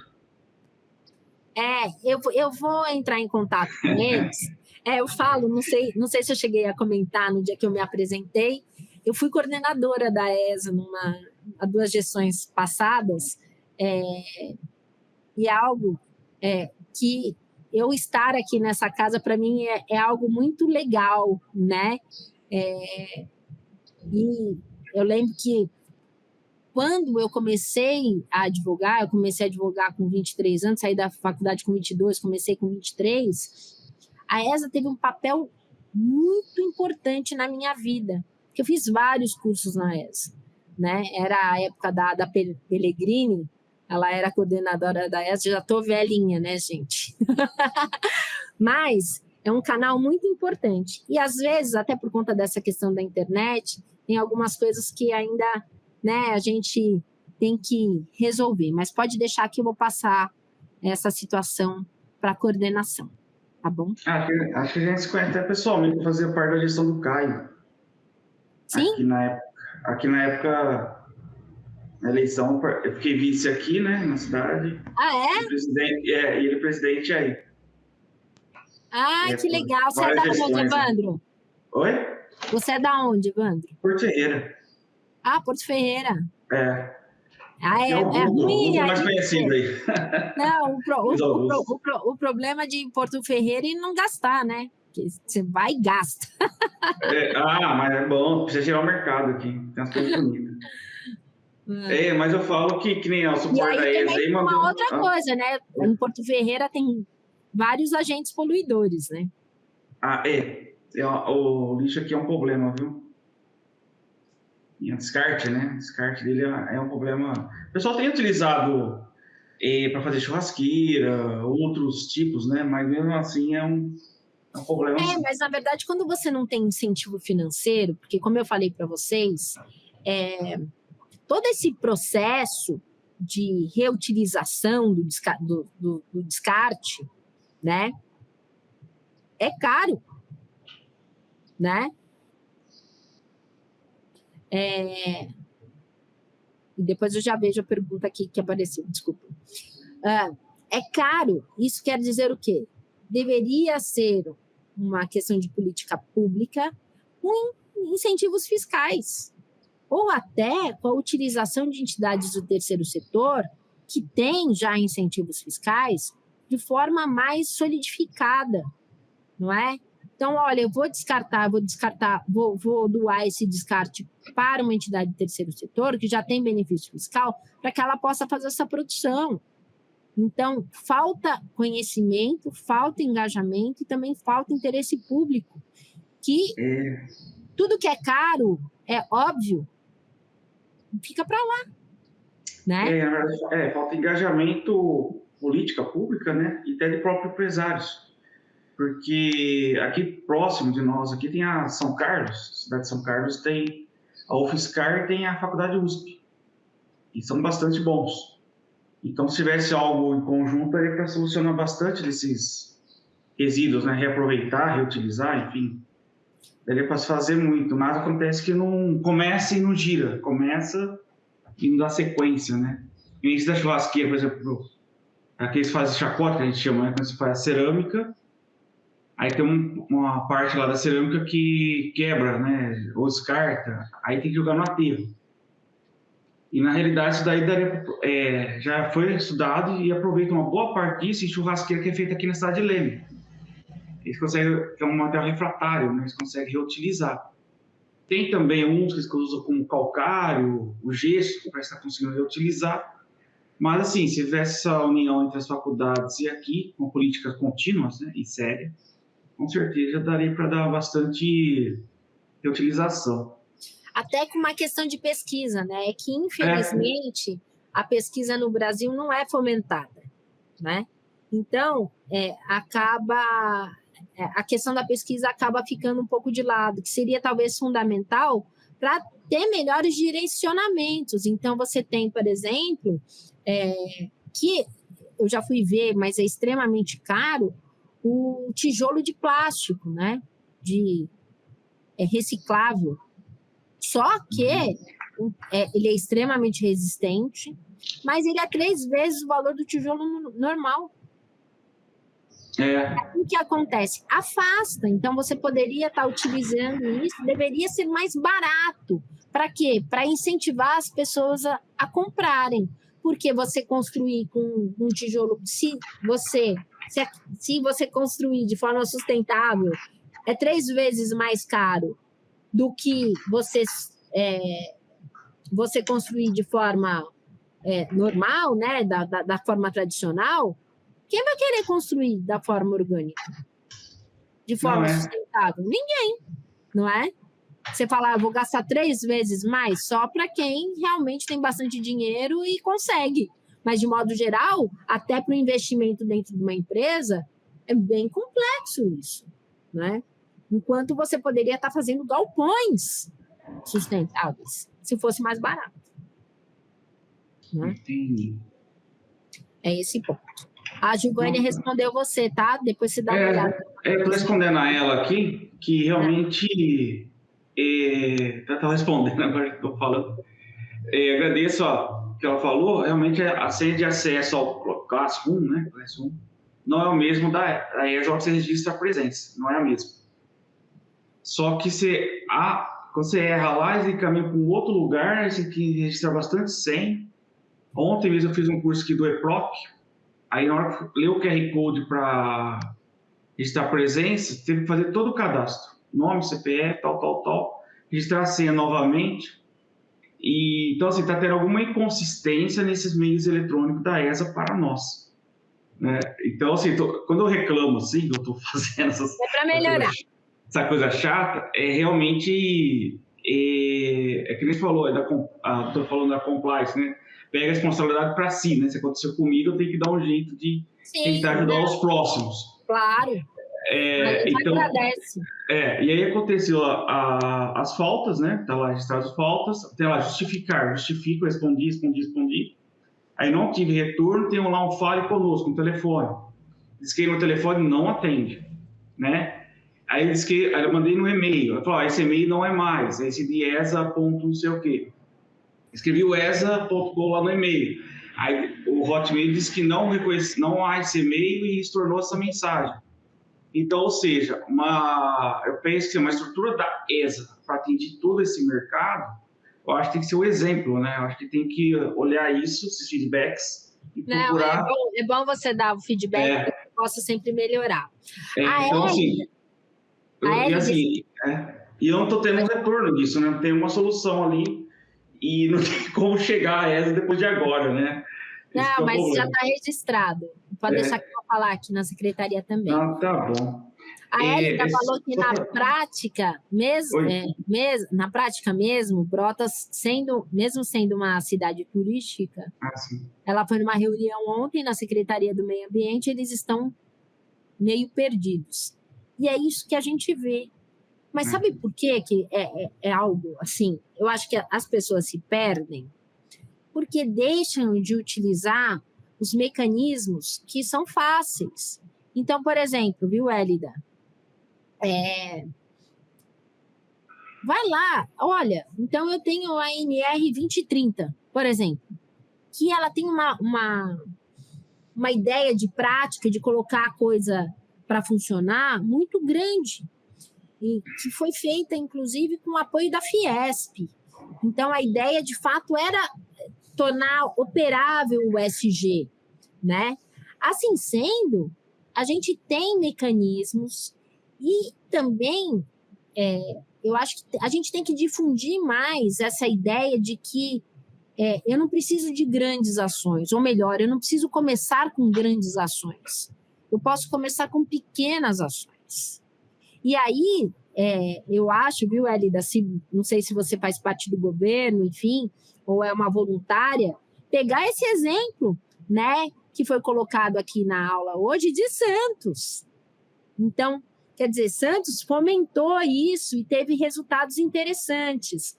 Eu falo que nada, não tem aquela história, nada se cria, tudo se copia, que a gente possa, é voluntário, então, que a gente possa copiar ações que já vimos que deu certo, né? E eu tenho certeza que não foram grandes ações, né? Mas com o intuito de, primeiro, trazer engajamento e mostrar para as pessoas, você é pequeno, você consegue fazer, né? Você consegue fazer. Então, eu fico imaginando, Brotas é a terra das águas, né? Tem um monte de cachoeira famosa por conta disso, né? Do rafting. Então, se eu tenho isso, aonde eu tenho uma ligação com o meio ambiente muito grande e a cidade vive do meio ambiente, tem que ser a política -1. Meio ambiente tem que ser a política -1, uma vez de que ela vive disso, né? Vive pelo menos parcialmente disso, é conhecida por conta disso, né? Tem que ter uma ação governamental e de fomentar isso para os pequenos comércios, para as pequenas empresas, de forma incisiva. Através do quê? De conhecimento, gerando conhecimento para trazer, falar, olha, está pertinho de você de repente pratica e nem sabe disso. Na realidade, eu participo bem de governanças municipais, né? Até propriamente da cidade. Eu já pertenci ao lado cerâmico, então eu entendo bem a dificuldade deles. E o que eu lhe falo, o maior problema, o maior gargalo e problema que as cidades frequentam, sejam maiores ou menores, viu? Realmente é a parte política partidária ou política municipal. Isso é o principal, porque se eles puxam uma coisa, as empresários engajam e vêm junto. Só que os grandes entraves são eles mesmos que colocam. Eles não conseguem colocar pessoas de alto gabarito ou pessoas sem influências colaterais. Aqui eu percebo, muda partido, muda partidos políticos, realmente sim, sempre isso. Só que sempre estoura no lado empresarial. Por que estoura lá? Por exemplo, esse descarte que a gente estava falando do lixo, né? Antes, o pessoal às vezes joga em beira de estrada, às vezes acaba acontecendo isso porque acaba acontecendo. Aí encontra lá uma etiqueta da fábrica que descartou, uma etiquetinha. Ele descartou lá 3, 4 vasos, vamos colocar assim. Aí ele fica responsável por todo o trajeto de descarte. Ele é uma multa gigante, tá? Por descarte irregular e contaminação do solo. Ele é uma série de coisas, situação. Só que o lado político não dá uma solução inteligente para isso. Né? E isso que às vezes acho que cai até por esse caminho que a Elida falou, desconhecimento. É vontade mesmo, viu? Eu acho que a gente, já que nós somos todos aqui interessados pela matéria, eu até me candidato.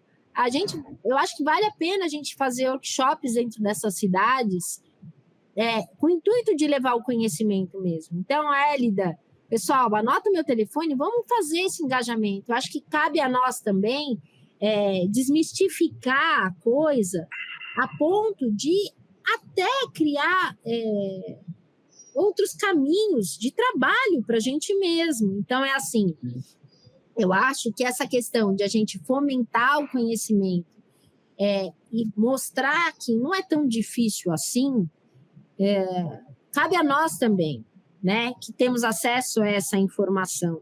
Então, que a gente possa fazer, de repente, um workshop, né, nas cidades, para que a gente possa mostrar para as empresas, para mostrar para a prefeitura qual é o papel da prefeitura, qual é o papel da empresa, qual é o papel do cidadão dentro das suas casas, de uma forma simples, porque parece que é tudo muito difícil, e não é. Eu vou deixar meu telefone aqui, se vocês quiserem fazer um grupo de WhatsApp. Eu acho ótimo. Assim. Perfeito. Você pode combinar alguma coisa assim. Ô, Elida, você pode ficar responsável por fazer o grupo do WhatsApp? Tá aqui, ó. Já pode colocar o meu aí também. Já tá aqui. Porque a gente vê alguma coisa que pode ser feita. Porque eu vejo assim, essa parte rural que eu gosto bastante, eu vejo que o pessoal, por que pareça, o pessoal lá tem uma preocupação em preservação gigantesca. Sim. E quase não produzem lixo, quase muito pouco. Agora, a cidade tem um problema sério. Né? E é uma coisa bem simples, né? A gente só pensa no lixeiro quando ele faz greve. Não é? 3 dias em greve. Poxa, a cidade vira um inferno. Então, assim, que a gente possa dar valor a ações simples e fáceis e possa engajar as pessoas com mais conhecimento e facilidade. Gente, adorei estar com vocês. Peço mais uma vez desculpa pelo equívoco da sexta-feira, mas vamos fazer esse grupo e eu acho que junto a gente pode aí levar bastante conhecimento para as cidades, para as pessoas que menos conhecem e mais ainda, né, que a gente possa mostrar que não é tão difícil assim. Tá bom? É verdade. Obrigada, viu, gente? Obrigado. Ótima semana para vocês. E dá um puxão de orelha aí no suporte, no rapaz que falou com a gente aí. Pode deixar. Eles estão inacessíveis do lado de cá para ir. Tá? Mas não tem nada que funciona, que eles estão dando de contato. Não, chat eletrônico, chat pessoal, não tem acesso. Então, vou dar uma puxada para regularizar isso corporativamente, né? Pode deixar. Obrigada pela aula. Obrigado. Espero vê-los em breve. E, vamos lá trocar informação do grupo. Tchau, gente. Boa tarde. Obrigadão, boa tarde já. Bom dia aí. Bom dia. Tchau. Tchau.